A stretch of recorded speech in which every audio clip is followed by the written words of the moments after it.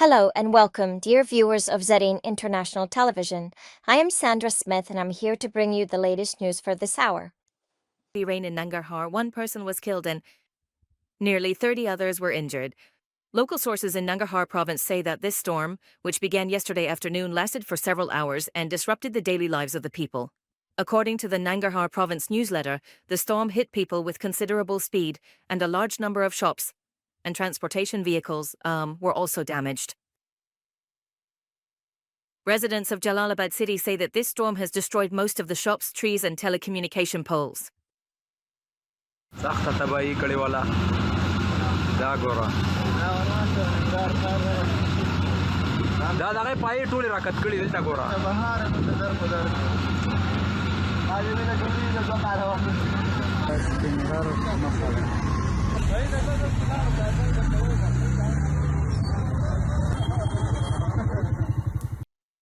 The second session of the extradition court for Zahir Qad, the former deputy of the Afghan House of Representatives, was held yesterday in Kenya.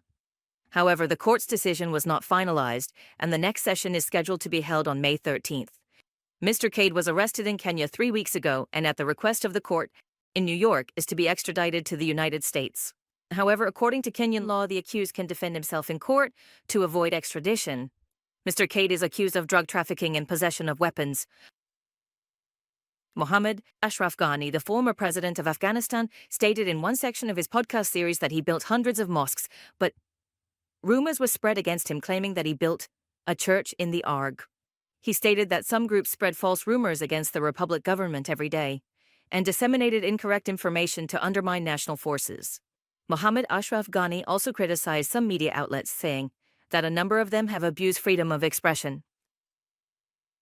Administration, Agriculture and Livestock Department in Kandahar has announced that, based on the leader's order, farmers and livestock owners will be partially exempted from taxes. The Taliban consider this process a religious decree and state that its purpose is to assist needy families. This action has faced criticism from local people in some areas. They say this order has facilitated the economy. A delegation from the Organization of Islamic Cooperation, in collaboration with the Afghan Red Crescent, has launched a program to treat children with congenital heart defects. This program will help 30 children undergo heart surgery in hospitals in Kabul. Shahabuddin Delawar, the head of the Taliban Red Crescent, stated at the inauguration ceremony of this program that the construction of a specialized heart hospital is underway in Kabul. And upon its completion, Afghanistan will achieve self-sufficiency in the treatment of heart diseases and heart surgeries. The army, India says Pakistan carried out multiple attacks across the western borders of India last night. In a statement from the Indian Army, it is mentioned that the drone attacks were effectively repelled and appropriately responded to.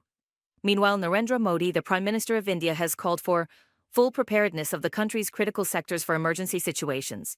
On the other hand, the Ministry of Foreign Affairs of Pakistan has rejected the claims of Indian officials, calling it an attempt to tarnish Pakistan's reputation.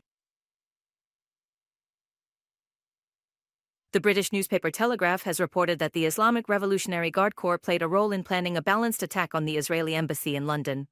According to this newspaper, and quoting sources within the Islamic Republic, a hardline faction within the Guard was responsible for approving this operation. Additionally, a senior official of the Islamic Republic has told Telegram that an internal investigation into this case has begun within the Guard. Gates, the founder of Microsoft, will allocate $200 billion of his wealth to charitable aid for poor countries by the year 2045. Mr. Gates expressed concern over the reduction of global aid, stating that people around the world are facing many challenges. He said that he wants to spend almost all of his wealth on these challenges.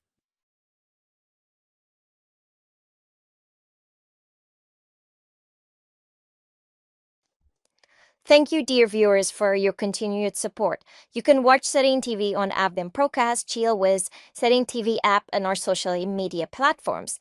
Until next time, may you be held in the peace and mercy of the divine. Take care, and may blessings always follow your path.